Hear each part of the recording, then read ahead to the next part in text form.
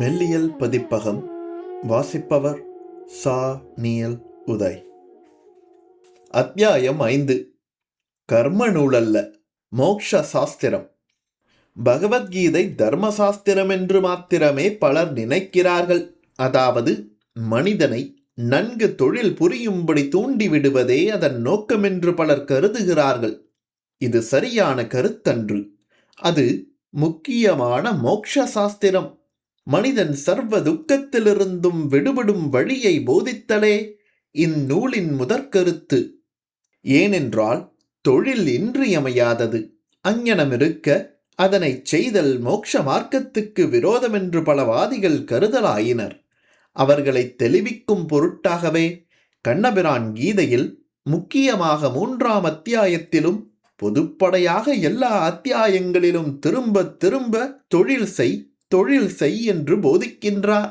இதனின்றும் அதனை வெறுமே தொழில் நூல் என்று பலர் கணித்து விட்டார்கள். இங்கு தொழில் செய்யும்படி தூண்டியிருப்பது முக்கியமன்று. அதனை என்ன நிலையிலிருந்து என்ன மாதிரி செய்ய வேண்டுமென்று பகவான் காட்டியிருப்பதே மிக மிக முக்கியமாக கொள்ளத்தக்கது. பற்று நீக்கி தொழில். பற்று நீக்கி பற்று நீக்கி பற்று நீக்கி பற்று நீக்கி. இதுதான் முக்கியமான பாடம். தொழில்தான் நீ செய்து தீர வேண்டியதாயிற்றே. நீ விரும்பினாலும் விரும்பாவிடினும் இயற்கை உன்னை வற்புறுத்தி தொழிலில் மூட்டுவதாயிற்றே. எனவே அதை மீண்டும் சொல்வது கீதையின் முக்கிய நோக்கமன்று. தொழிலின் வலைகளில் மாட்டிக்கொள்ளாதே, அவற்றால் இடர்படாதே, அவற்றால் பந்தப்படாதே, தலைப்படாதே. இதுதான் முக்கியமான உபதேசம். எல்லா விதமான பற்றுகளையும் களைந்துவிடு. மனச்சோர்வுக்கும் கவலைக்கும் கலக்கத்துக்கும் பயத்துக்கும் இவை அனைத்திலும் கொடியதாகிய ஐயத்துக்கும் இடங்கொடாதிரு. சம்சயாத்மா வினச்சதி.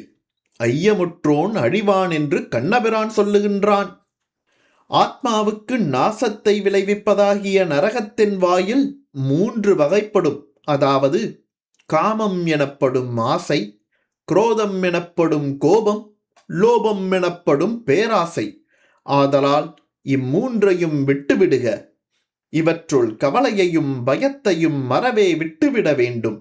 இந்த விஷயத்தை பகவத்கீதை சுமார் 100 ஸ்லோகங்களில் மீண்டும் மீண்டும் உபதேசிக்கிறது. அதற்கு உபாயம் கடவுளை நம்புதல்.